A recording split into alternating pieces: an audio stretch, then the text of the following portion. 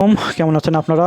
আশা করি অনেক অনেক ভালো আছেন। এই মুহূর্তে আপনারা যারা আমার ভিডিওটি দেখছেন সকলের কাছে রিকোয়েস্ট থাকবে যে আপনারা যারা ইউটিউব চ্যানেলে দেখছেন তারা আমার চ্যানেলটা সাবস্ক্রাইব করে দিবেন এবং যারা ফেসবুক পেজে দেখছেন আমার পেজটা ফলো দিয়ে দিবেন এবং বেশি বেশি লাইক কমেন্ট করবেন। আপনারা জেনে খুশি হবেন যে এ মাসের শেষের দিকে প্রাইমারির 17,000 সার্কুলার প্রকাশ হতে যাচ্ছে এবং আরও 2300 সার্কুলার খুব দ্রুত প্রকাশ হবে, যেটা প্রধান শিক্ষক নিয়োগের জন্য সরাসরি প্রধান শিক্ষক এই প্রথম নিয়োগ করা হবে সার্কুলারের মাধ্যমে। এর আগে নন ক্যাডার থেকে নেওয়া হতো এবং প্রমোশনের মাধ্যমে প্রধান শিক্ষক বানানো হতো। এবার আপনারা সরাসরি পরীক্ষার মাধ্যমে প্রধান শিক্ষক হতে পারবেন। এটা সুবর্ণ সুযোগ। আপনারা যারা শিক্ষক হতে চান তারা সময় নষ্ট না করে প্ল্যান মাফিক পড়াশোনা শুরু করুন। প্রাইমারি প্রস্তুতিমূলক যেহেতু আজকের ক্লাস, সেহেতু আজকে আমাদের শিক্ষা ব্যবস্থা নিয়ে একটু আলোচনা করবে। এখান থেকে প্রাইমারিতে অনেক প্রশ্ন আসতে দেখেছি বিগত সালগুলোতে। তো আজকের প্রথম প্রশ্ন আপনাদের শেখাবো যে সংবিধান থেকে। দেখেন, সংবিধানের 17 নম্বর অনুচ্ছেদ, এটা খুব ইম্পর্ট্যান্ট। 17 নম্বর অনুচ্ছেদে বাংলাদেশের শিক্ষা ব্যবস্থাকে বাধ্যতামূলক বা অবৈতনিক শিক্ষা ব্যবস্থা নিশ্চিতের কথা বলা হয়েছে।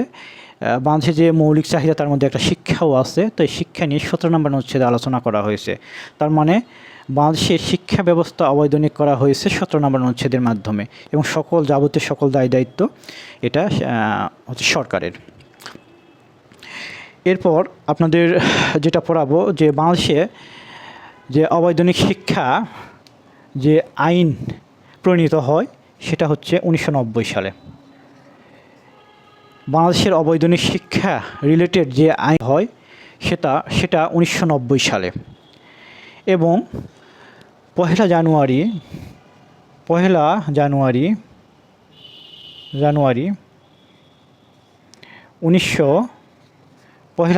1992 সালে এই আইনকে বাধ্যতামূলক, অর্থাৎ এই অবৈতনিক শিক্ষাকে বাধ্যতামূলক শিক্ষায় রূপান্তরিত ঘোষণা করা হয় পহেলা জানুয়ারি 1992 সাল থেকে। তাহলে বাধ্যতামূলক শিক্ষা ব্যবস্থা চালু হয়েছে পহেলা জানুয়ারি 1992 সালে। 4 নাম্বার দেখেন, 1993 সালে এই যে শিক্ষা ব্যবস্থা এইটা পুরা দেশব্যাপী সম্প্রসারিত করার পদক্ষেপ গ্রহণ করা হয় কত সালে? 1993 সালে। আপনার শীর্ষ প্রতিষ্ঠানের নাম হচ্ছে নাইম। তাহলে শিক্ষকদের যে ট্রেনিং দেওয়া হয় এদের মধ্যে শীর্ষ ট্রেনিং প্রতিষ্ঠানের নাম হচ্ছে নাইম।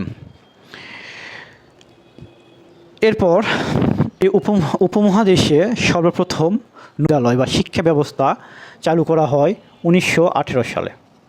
তাহলে এই উপমহাদেশে নৈশ বা রাত্রিকালীন শিক্ষা ব্যবস্থা বা বিদ্যালয় চালু করা হয় 1918 সালে।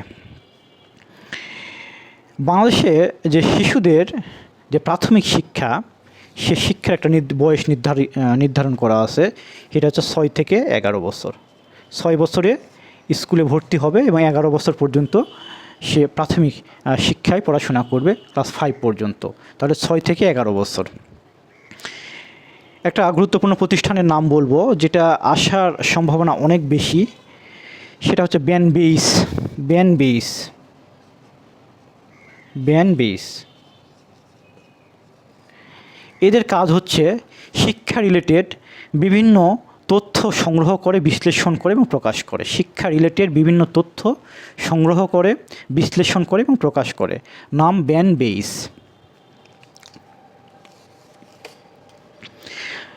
আমাদের দেশে প্রচুর কিন্ডারগার্টেন স্কুল আছে। এই প্রবর্তন করেন ফ্রয়েবল নামের একজন। ফ্রয়েবল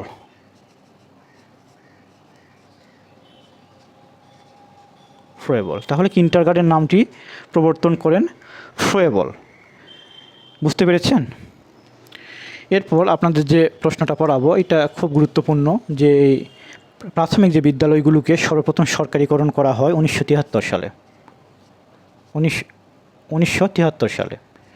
তাহলে প্রাথমিক বিদ্যালয়গুলোকে সরকারিকরণ করা হয় 1973 সালে। ন্যাপ কি জানেন আপনারা? ন্যাপ কোথায় অবস্থিত জানেন? ন্যাপ এটা কিন্তু খুব গুরুত্বপূর্ণ, যে ন্যাপ ময়মনসিংহে অবস্থিত। আমি আশা করি ন্যাপ সম্পর্কে আপনারা সকলেই জানেন যারা প্রাইমারি প্রিপারেশান নিচ্ছেন। ন্যাপ কোথায় অবস্থিত? ময়মনসিংহে অবস্থিত। এই প্রশ্নগুলোই খুবই গুরুত্বপূর্ণ প্রশ্ন নিয়ে কিছু আলোচনা করলাম শিক্ষা ব্যবস্থা রিলেটেড।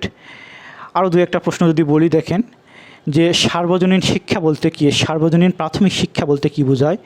সার্বজনীন প্রাথমিক শিক্ষা বলতে বাধ্যতামূলক শিক্ষাকে বোঝানো হয়েছে, যেটা সংবিধানের অনুচ্ছেদ 17-তে আলোচনা করা হয়েছে। সংবিধানের অনুচ্ছেদ 17 নম্বর অনুচ্ছেদে আলোচনা করা হয়েছে এই বাধ্যতামূলক শিক্ষা সম্পর্কে।